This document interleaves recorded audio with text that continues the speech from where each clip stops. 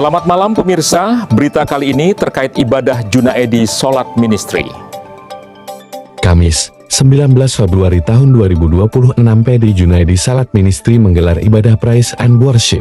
Ibadah kali ini sangat meriah, karena semua jemaat bersatu padu dalam iman dan semangat menyembah Tuhan. Pujian penyembahan yang dipimpin Pratiwi, mempersiapkan jemaat hanyut dalam hadirat Tuhan. Kelompok JSN memang dikenal suka menyembah Tuhan, suka belajar firman, dan selalu menjaga hadirat Tuhan. Menjadi sebuah kebanggaan, karena hadir saat itu Reynold Subekti, aktor film Indonesia, dan sharing kesaksian hidupnya.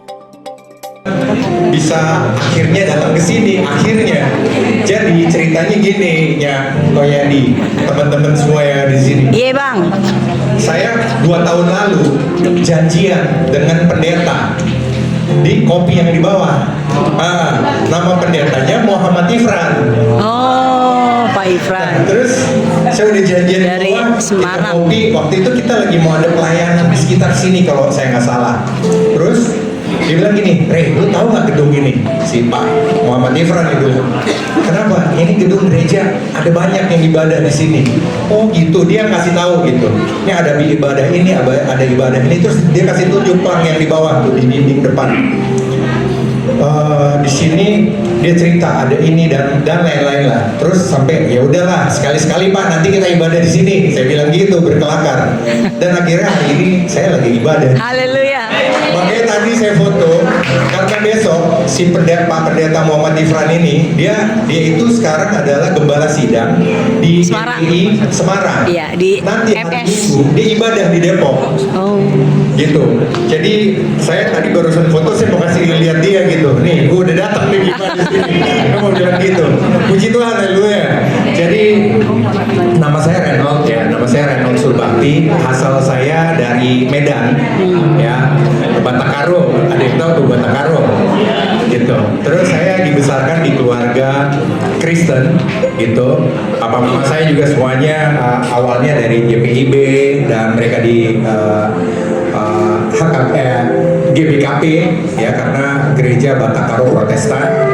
Terus kami diajarkan dalam keluarga Kristen yang cukup ketat gitu. Saya bersaudara 4 orang, kakak saya perempuan, saya nomor 2, adik saya ada 2 juga perempuan. Dan kita semuanya diajarkan mengenai kasih Kristus dari kecil.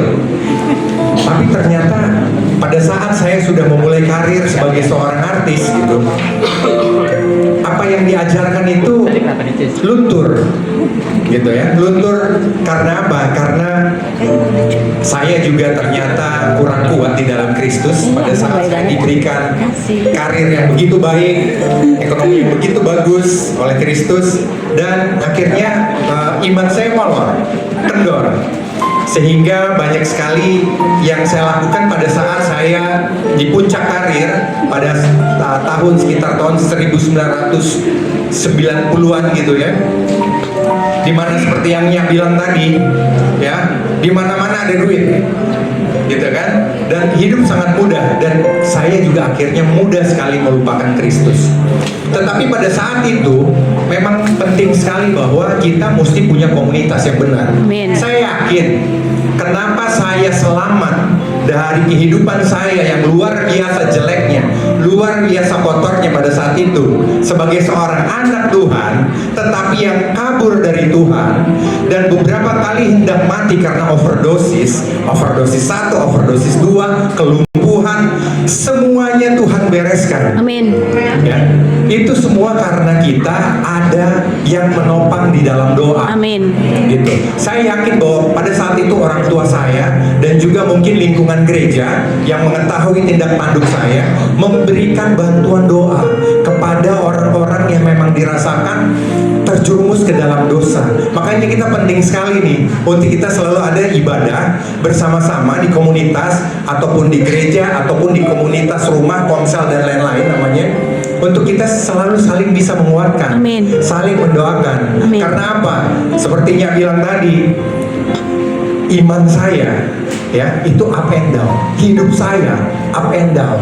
pada saat kita kuat sekali, kita perlu membagikan kekuatan kita kepada teman-teman lain yang mungkin pada saat itu lemah secara iman, secara moral, gitu kan. Dan pada saat kita down, pada saat kita jatuh, itulah nanti fungsi teman-teman yang ada di sekitar kita untuk juga terus memberikan kita semangat. Amin. Itu yang saya rasakan di dalam Tuhan. Dan kenapa tadi saya bilang bahwa saya waktu itu ketemu dengan Pak Muhammad Efran tersebut, awalnya itu di sekitar tahun 2009-2010, ya, dimana pada saat itu kehidupan saya sudah mulai lempeng, agak lempeng lah gitu ya, agak lempeng, karena saya mungkin sudah melewati masa-masa kelam yang hitam seperti itu, dan saya mulai ikut pelayanannya itu adalah di penjara-penjara. Pertama kali pelayanannya itu adalah di Nusa Kambangan. Di Nusa Kambangan pelayanan itu selama 7 tahun lah pada saat itu. Setiap bulan pada minggu keempat atau minggu kelima, setiap bulan tersebut kita ada di Cilacap. Dan pada saat minggu keempat ataupun minggu kelima tersebut kita di Cilacap, setiap hari Senin, Selasa, Rabu sampai Kamis kita keluar masuk pelayanan di Nusa Kambangan. Sehingga beberapa teman saya dibilang gini, wah ini kuncian Nusa Kambangan nih. Karena beberapa kali, ada 2 kali juga saya membawakan kayak Marcella Zalianti, terus juga Pak Eros Jarot untuk bisa datang ke sana, dan saya yang nemenin, ngasih tahu ini ada ini dan lain-lain. Di situ saya mulai ditangkaplah kehidupannya oleh Kristus. Tapi pada saat itu pun, pada saat saya ada pelayanan di sana masih belum lempeng, gitu. Karena beberapa kali saya datang ke sana, ya, saya juga masih nggak bener lah, gitu ya. Ada pelayanannya, tapi itu seperti hanya cover aja. Tapi begitu dari 2010 sampai sekarang, proses terjadi di dalam hidup saya. Kenapa? Karena saya terus mengandalkan Tuhan. Amin. Karena penting sekali nih kita untuk selalu mengandalkan Tuhan. Seperti apa tadi? Hidup memang up and down, tapi di dalam Tuhan kita akan terus dikuatkan.